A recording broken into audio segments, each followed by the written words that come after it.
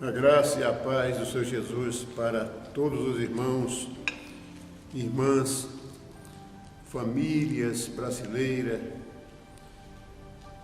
A graça e a paz do Senhor Jesus para o mundo inteiro que está precisando tanto da misericórdia de Deus. Momentos difíceis, de conflitos que o mundo está passando neste tempo. E isto são sinais que precedem a vinda do seu Jesus. Nós hoje vamos estudar um pouco sobre o livro de Joel. Eu vou fazendo leituras e fazendo comentários e os irmãos vão ouvindo. Compartilhem esta mensagem para as pessoas, porque com certeza tem muita gente querendo ouvir a palavra de Deus. Ouvir uma palavra de esperança e de fé. Nós precisamos anunciar, porque é papel da igreja anunciar as boas novas e o livramento do Senhor. Então, no livro de Joel, fala assim. Joel começa o seu livro com a descrição de uma terrível praga de gafanhotos que cobre a terra e devora as colheitas. Grave, colheitas. A devastação causada por essas criaturas significa apenas o prenúncio da chegada do juízo de Deus, do dia do Senhor. Portanto, Joel insiste que todos devem abandonar seus pecados e buscar a Deus. Nesta mensagem sobre o juízo divino e a necessidade de arrependimento, transmite-se a certeza da bondade de Deus e das bênçãos que Ele prometeu a todos aqueles que o seguem. Na verdade, todo aquele que invocar o nome do Senhor será salvo. Todo aquele que invocar o nome do Senhor e permanecer no Senhor será salvo. E o propósito da profecia de Joel foi prevenir Judá a respeito do iminente castigo de Deus como consequência de seus pecados e insistir para que o povo se volte para o Senhor. O que Joel profetizou naquela época, por volta do anos 835 a 796, esse foi o período do ministério profético de Joel. Ele antecedeu a Isaías. Isaías esteve com seu ministério por volta dos anos 700, por aí. Então Joel teve o propósito, ou seja, Deus teve o propósito, através do seu servo, para prevenir Joel a respeito do iminente castigo por causa do pecado. E esta profecia se aplica aos tempos de hoje, no nosso tempo. Não é diferente. Pois o Senhor está interessado que as pessoas busquem a santificação para que sejam salvas. Mas o mundo está recheado de pecado, mas muito pecado. E nós estamos vendo a crise que está acontecendo, muitas coisas. E ainda uma descrição diz que a praga dos gafanhotos foi apenas o prenúncio do juízo divino que acontecerá no dia do Senhor. Essa é uma eterna exortação ao arrependimento e acompanhada de uma promessa de bênção.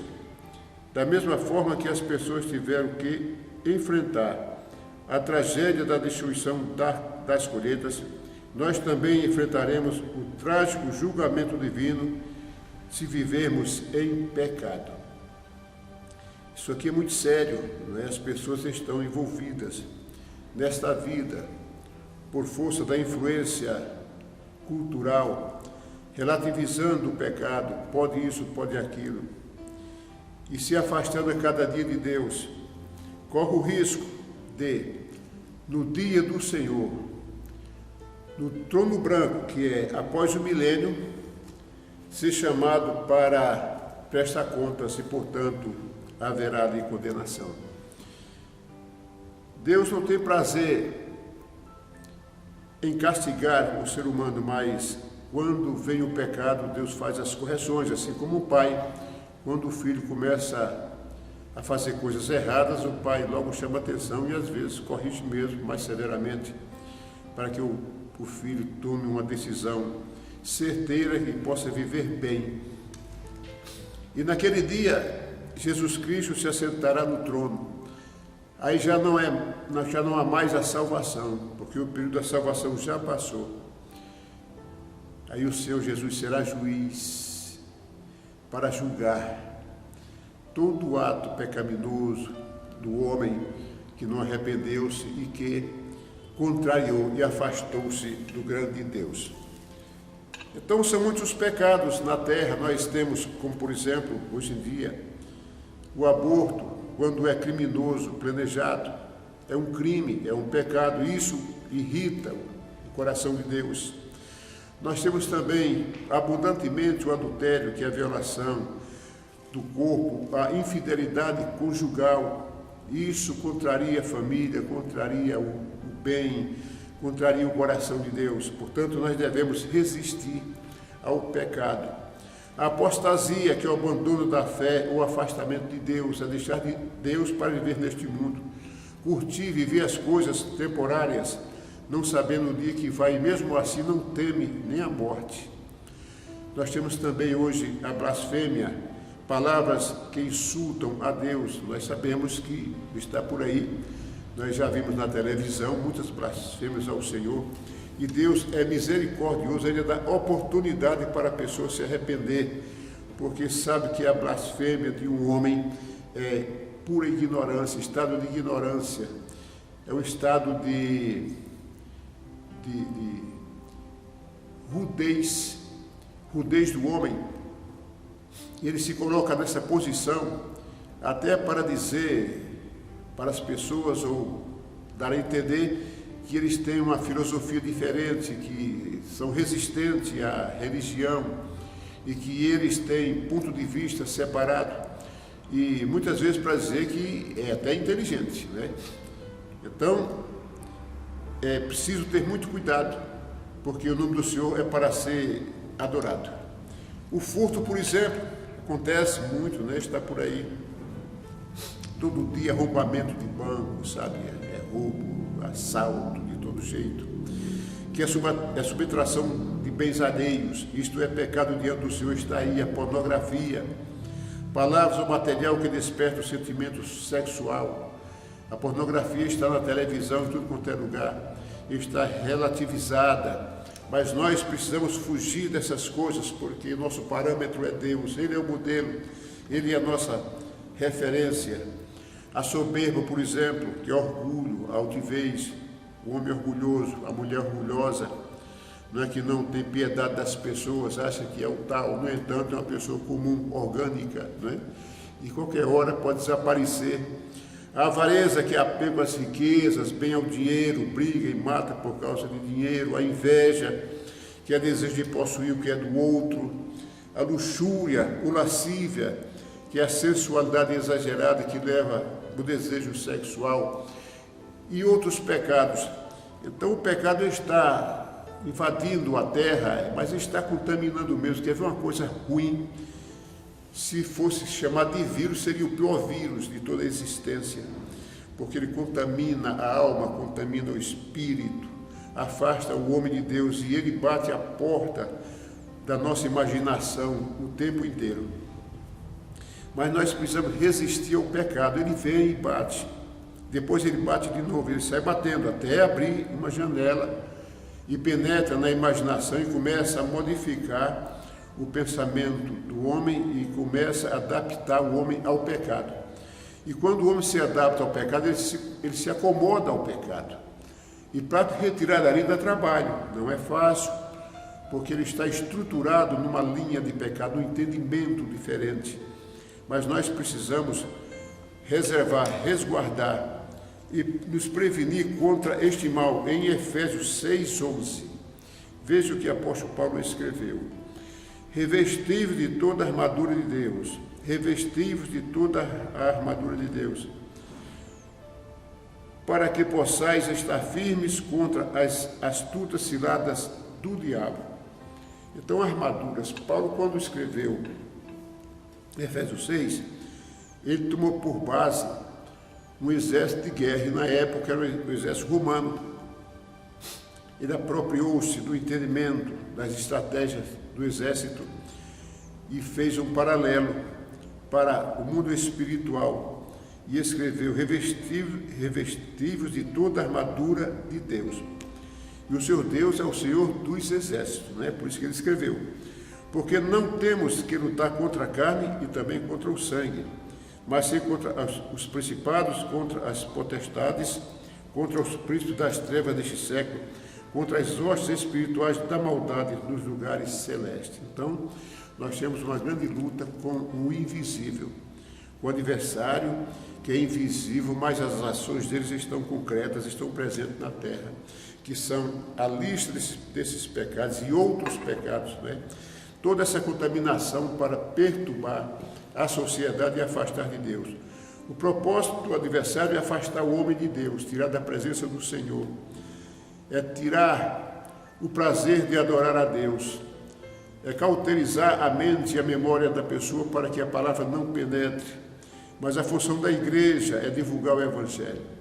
Por isso que o Senhor deu à igreja os dons espirituais. Os dons são recursos que o Senhor deu à igreja para que ela possa ter o poder para anunciar as boas novas de salvação com autoridade e quebrar as hostes do mal.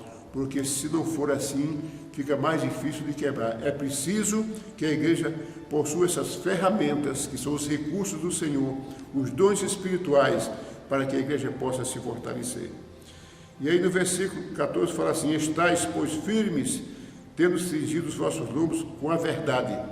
Lombos com a verdade. Tira a mentira, porque a mentira é outro pecado.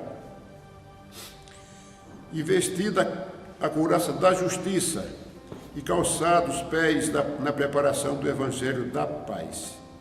O versículo 16 fala assim: tomando sobretudo o escudo da fé, com a qual podeis apagar todos os dados inflamados do maligno. É preciso termos fé. E o adversário quer confundir a nossa memória para não crermos em Deus e termos uma baixa na nossa fé. E aí nós começarmos, ou seja, as pessoas começarem a entrar no percurso do pecado. E sem fé fica fácil do adversário dominar. E ele ainda fala: tomando o escudo da fé, já falei, o versículo 17 fala: tomai também o capacete da salvação, o capacete da salvação. Veja que maravilhoso. O capacete se coloca na cabeça, né? Então é isso que eu acabei de falar. É preciso resistir. Esse é o capacete da salvação, né? Ele é simbólico, mas devemos resistir a todo mal. Resistir ao diabo e ele fugirá de vós. Resistir ao pecado e ele fugirá de vós. Ele não penetra na nossa memória, mas por curiosidade.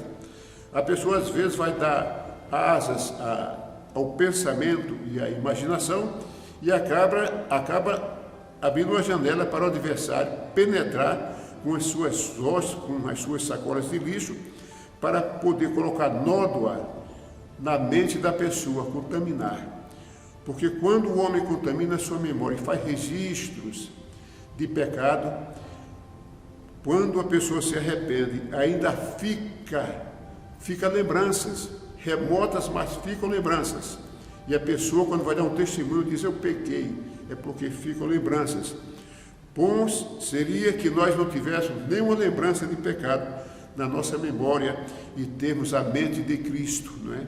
Então, ter a mente de Cristo é buscar a santificação no Senhor, para que nós possamos apagar todos esses dados inflamados do maligno, essas contaminações, essas obscuridades, esses obscurantismos que envolvem o nosso pensamento. Nós devemos eliminar e trazer para nós a luz do Senhor, que é a luz que gera a salvação. E aí ele continua assim: tomai também o capacete da salvação e a espada do Espírito, que é a palavra de Deus, eu já falei, orando em todo o tempo, com toda oração e súplicas no Espírito, e vigiando nisso com toda perseverança e súplica por todos os santos. Então, nós devemos estar o quê? Vigiando. Vigiai e orai para que não entreis em tentação ou cairdes em tentação. Então precisamos vigiar, sabe? Às vezes nós tomamos algumas decisões precipitadas, quando estamos assim, afobados ou esquentados, mas toda vez que nós tomamos uma decisão de cabeça quente, nós erramos. E depois temos que rever e pedir perdão, não é? Então precisamos planejar, fazer um trabalho de renovação da nossa mente, para que nós possamos obedecer e estar de acordo com a vontade do grande Deus.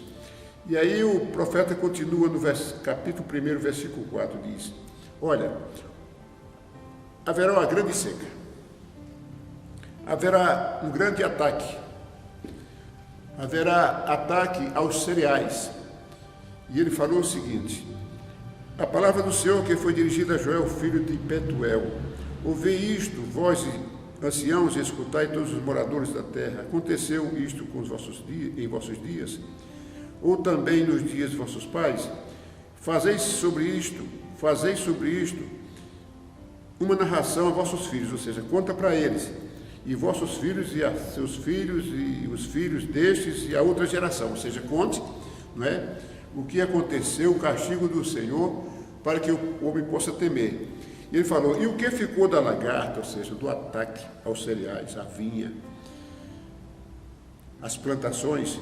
O que ficou da lagarta, o gafanhoto chegou e comeu. E o que ficou do gafanhoto, a locusta chegou e consumiu. E o que ficou da lagosta, o pulgão chegou e acabou com tudo. Então você veja o desastre, né? O ataque, né, aos cereais, a pessoa planta com sacrifício, né? E o adversário chega e ataca. Nós não sabemos no Brasil que assim uma devassidão dessa em massa, nós não sabemos assim por localidades. Mas nós sabemos que essa devassa está na economia do país hoje. Não é? Essa pandemia, ela chega assumindo o papel da lagarta, do gafanhoto, da locusta, do pulgão, porque ela está deixando muita gente desempregada. As pessoas que trabalham como autônomo estão passando muito aperto. Empresas estão fechando e proprietários sem saber o que fazer, ou seja, existe muita agonia na terra, não é? Então, uma coisa semelhante a isto. No nosso agronegócio não está acontecendo, mas se o homem começar a pecar diante do Senhor e se o Senhor se aborrecer, é possível que aconteça. Portanto, nós devemos vigiar. É melhor adorar a Deus, né, se encostar nele. Igual o discípulo João, o apóstolo João fazia com Jesus. Ele chegava e se encostava no ombro de Jesus, né? Então era um homem que tinha amor, era um homem que tinha alta sensibilidade. Ele ficava do lado do Senhor buscando sempre proteção. E dos discípulos foi o único que não morreu, não é assim, degolado, deceptado, crucificado, cabeça para baixo. Não morreu como Tiago morreu à espada. Ele morreu lá na sua velhice, porque Deus tinha um propósito na vida do João de revelar Apocalipse na ilha de Pátimos.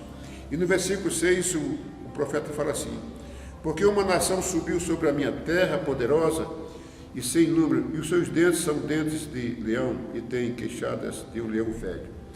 Então também está falando de guerra. Nós temos, né, guerras.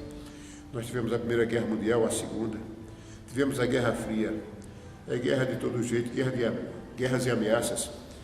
E nós estamos hoje numa situação muito assim delicada, porque as nações estão muito preocupadas. Deus mostrou para o homem que o poderio econômico não é nada para ele e que o poderio econômico pode ser abalado, mas a igreja deve se posicionar diante de Deus, porque se vier uma crise, a igreja está diante do Senhor. Sabe, nós não levamos riquezas para lá, não. Nós vamos levar os nossos galardões, que vou falar daqui a pouco. Mas mesmo assim, diante da crise, né, do ataque, né, o profeta falou assim, inspirado pelo Espírito Santo: santificai um jejum, apregoai um dia de proibição, congregai os anciãos e todos os moradores desta terra na casa do Senhor, vosso Deus, e clamai ao Senhor aquele dia, porque o dia do Senhor está perto e virá como uma assolação do Todo-Poderoso. Nós sabemos que quando o Senhor vier, quando o Senhor Jesus Cristo vier, o mundo está numa situação muito caótica, né? porque virá a grande tribulação, mas o Senhor virá buscar a sua igreja e livrará. O Senhor não deixará a sua igreja num quadro caótico, sendo perseguido e morto. O Senhor não fará isso. Ele levará e ainda vai galardoar a sua igreja.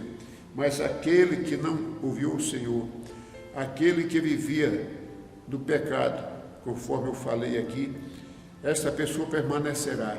E para ter a salvação, vai ter que pagar com a própria vida, rejeitando a estratégia e a ação e a soberania do adversário na grande tribulação. A pessoa deve rejeitar, mas será morto. E aí o Senhor sim abraçará a pessoa porque temeu. Deus é bom, né? Dá oportunidade até o fim.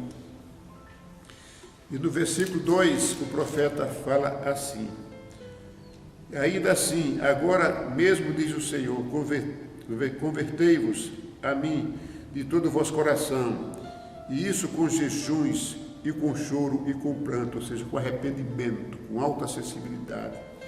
Arrependimento dos pecados, sabe? Não adianta juntar essa coisa toda, esse lixo, colocar na nossa alma e transferir para o nosso espírito, porque Deus não faz comunicação com o ambiente sujo. O ambiente precisa estar limpo, que é a santificação do homem. E nós precisamos resistir, porque o adversário está aí como um leão, rugindo, tentando atacar a toda pessoa que ele pode pegar, né? Então nós não podemos dar brecha. Mesmo o crente dando brecha, o adversário vai lá e pega, né? Aí haja misericórdia, haja oração para poder puxar o crente daquela situação que o adversário atacou. Então é melhor vigiarmos e orarmos, não é, do que cair em tentação. E no versículo 13 fala assim: e rasgai o vosso coração e não as vossas vestes, e convertei-vos ao Senhor, vosso Deus, que Ele é misericordioso e compassivo e tardio em irar-se, grande em beneficência, e se arrepende do mal. Quando ele falou assim, convertei-vos a mim de todo o coração, e isso com jejum e com choro e com pranto, é com arrependimento profundo, e rasgai o vosso coração e não as vossas vestes, porque as vestes é a aparência, não é? Então, e o coração não é por dentro, a transformação dá-se em nós por dentro, na nossa mente, da mente ao coração. Aí vem a mudança ocorre de dentro para fora, e não de fora para dentro. Não adianta rasgar as vestes e de repente a pessoa não mudou. É preciso que haja transformação em nós. E a gente precisa também ser como Jesus, ter misericórdia, não é? E aí, segue o Senhor falando assim: chorem os sacerdotes, ou seja, a liderança, né? Precisamos nos fortalecer nesta palavra e na fé, e aguardar nele, porque ele age mesmo. Eu garanto que ele age, a Bíblia garante que ele age. E eu preciso viver o que eu prego. Eu prego que ele age, e eu preciso esperar que ele age, e ter certeza que ele age, sim, ele age. Não é? Às vezes, vem em nós assim, um esfriamento da nossa esperança, mas nós precisamos reagir, porque nós sabemos que ele age. E faz promessa ao seu povo. Ele age e faz promessa. E o profeta fala de promessa também aqui. Ele diz: então o Senhor terá zelo da sua terra e se compadecerá do seu povo. Quando nós oramos a Ele, nós clamamos ao Senhor, Ele se compadece de nós, sabe? Não adianta a gente ficar guardando mágoa, porque o irmão disse isso, disse aquilo com a gente. A gente precisa entender que todos nós somos membros de Cristo, né? E um membro não pode ferir o outro membro, porque se fere, é isso que chama a atenção daquele que feriu, não é? E aquele que é ferido precisa ter o entendimento de que ele é o corpo de Cristo e que ele não é perigoso, é porque ele ficou alterado por algum motivo, né?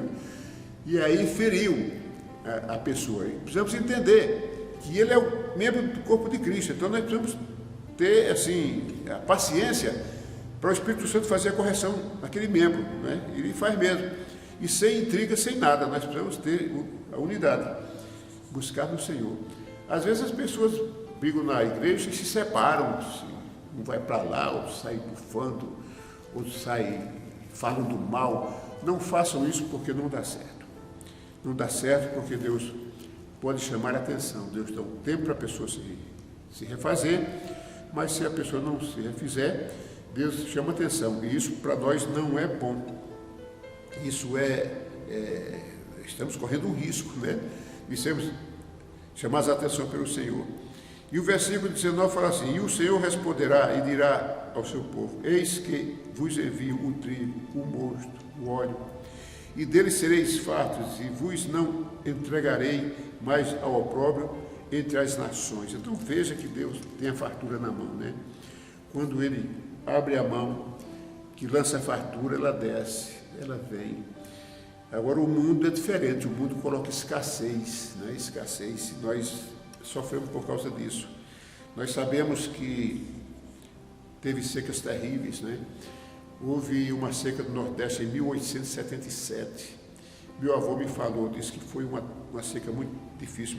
Meu avô nasceu em 1896. Então quem contou essa história foi o pai dele. O pai dele devia ter aí quantos anos? 77, 97. O pai dele era adolescente. E disse que morreu muita gente. E eu gravei essa história. E um dia saiu no Jornal Nacional que a seca do Nordeste, em 1877, morreram mais de 500 mil pessoas de fome. Então veja, não é? Aí eu não sei bem o motivo, se foi correção de Deus, se não foi, se foi coisa da natureza, mas morreram pessoas. O importante é que nós devemos estar bem para quando nós sairmos dessa terra, estarmos com Cristo e recebermos os nossos galardões. E segue aqui, no versículo 23. E vós, filhos de Sião, regozijai-vos e alegrai-vos no Senhor, vosso Deus, porque Ele vos dará ensinador de justiça e fará descer a chuva temporã e a chuva seródia no primeiro mês. A chuva temporã são as primeiras chuvas e as seródias são as últimas chuvas.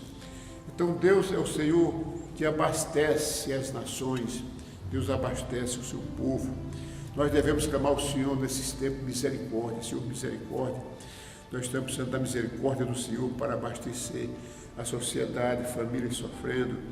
Eu, por exemplo, tenho pessoas próximas de mim que o pai partiu, deixou crianças, mas não foi só um caso não. Vários casos aqui na cidade, né? Perdemos muitos amigos, crentes. Eu estou falando de crentes mesmo, pastores, sabe? Adoradores, pessoa do grupo de louvor, deixou famílias. Nós precisamos clamar ao Senhor misericórdia. É tempo de pedir ao Senhor misericórdia. E no versículo 25 fala assim: restituí-vos-ei os anos que foram consumidos pelo gafanhoto, e a locusta, o pulgão e a oruga, e o meu grande exército que veio contra vós. Pois bem, o Senhor pode fazer isso, Ele pode todas essas coisas.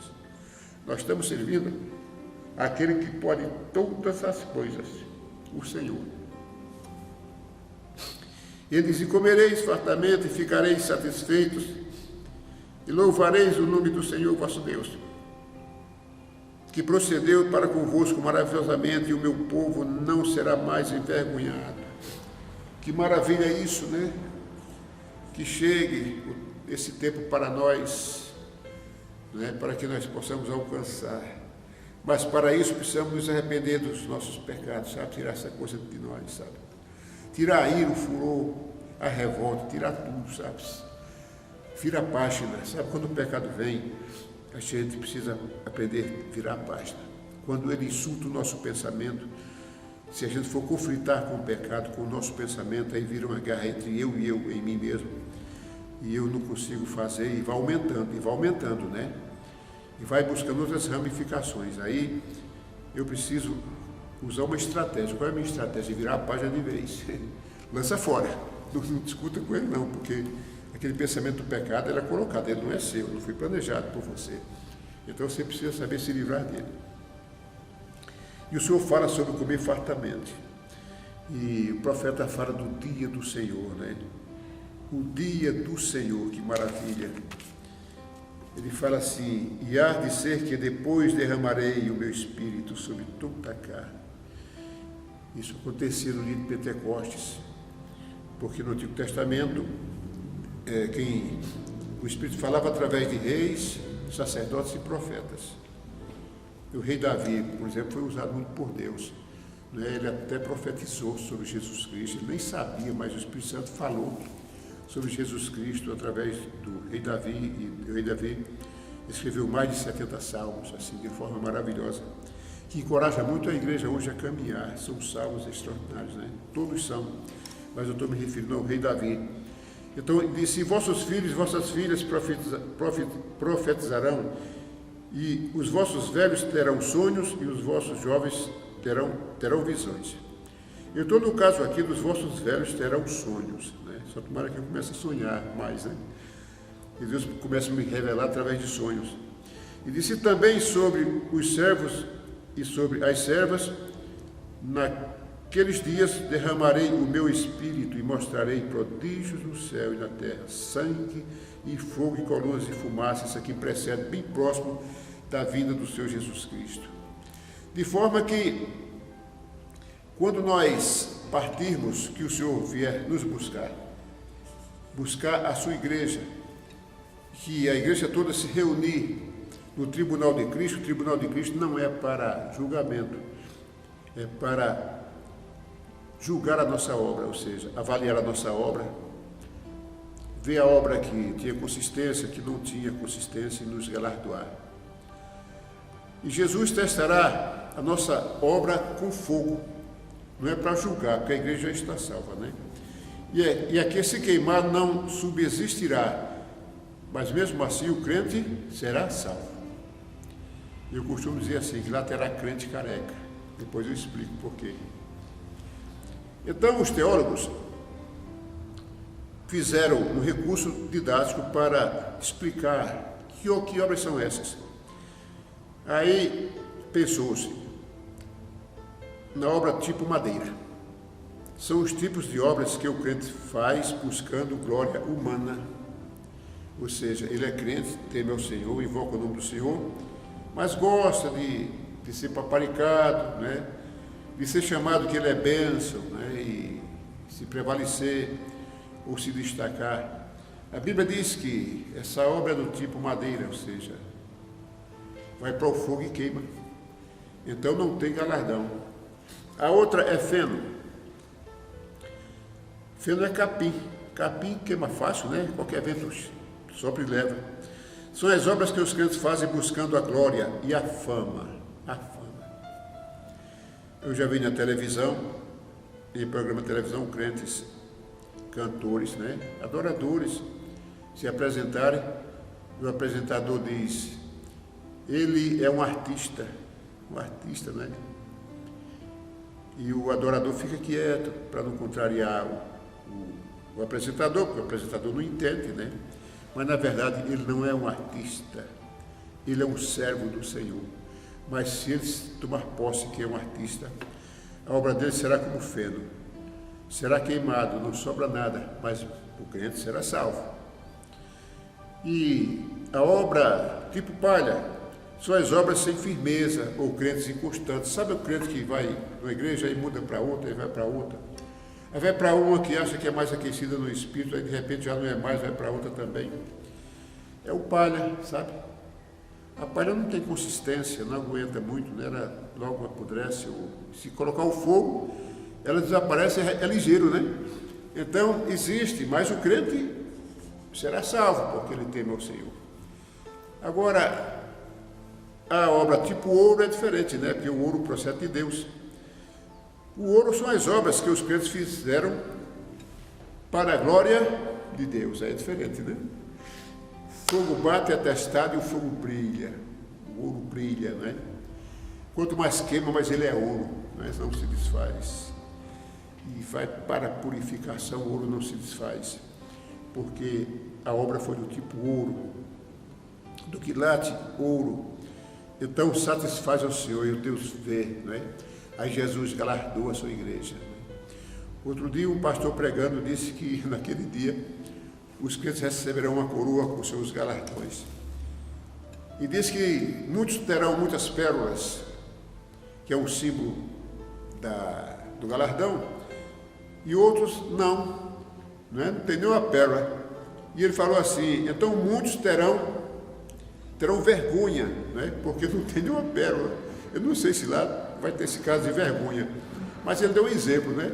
Então, o crente com a coroa sem pérola nenhuma é o crente salvo careca, né? É o careca salvo, mas é salvo, né? Importante é estar lá, né?